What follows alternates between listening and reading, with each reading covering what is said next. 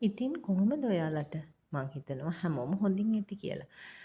මේ පෙනෙන රූපරාම වලින් පෙනෙන්නේ ඒ කියන්නේ මාර්තු 1 වෙනිදා පොය දවසට කලින් දවසේ අපි විලා 77 හි ගත කරපු හරි අපූරු නිදහස් ඒ වගේම සතුටින් ගත කරපු දවස් කිහිපයක් පිළිබඳ රූපරාමු පෙළක් තමයි ඔයාලට දකින්න පුළුවන් වෙන්නේ.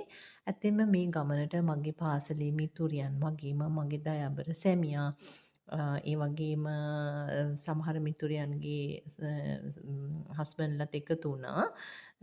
ඉතින් අපි විලාස 77 හි ගත කරපු ඒ සුන්දර රූපරාමුත් සමගම එදා දවස අපි ගත කරපු විදිහ ඔයාලට සරලව පෙන්වන්න තමයි මම උත්සාහ කරන්නේ.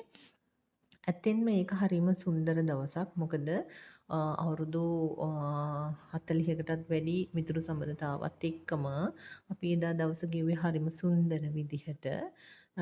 ඇත්තෙන්ම අපි ගොඩක් සතුටු වුණා එදා.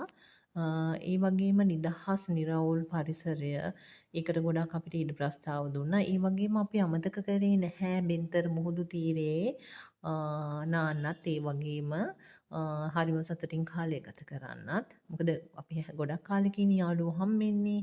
ඒ වගේ අවස්ථාවකදී අපි උත්සාහ කරන්නේ උපරිම සතුටින් ඉන්න. ඉතින් ඇත්තටම ඒ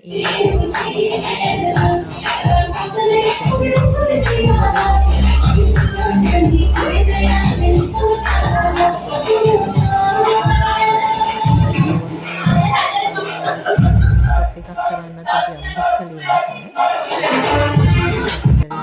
සුමිහිරි පානේ පදමට ගාලා හෙට මැරුණත් හිතට සපයි අද ජොලි කරලා සුමිහිරි පානේ පදමට ගාලා හෙට මැරුණත් හිතට සපයි අද ජොලි කරලා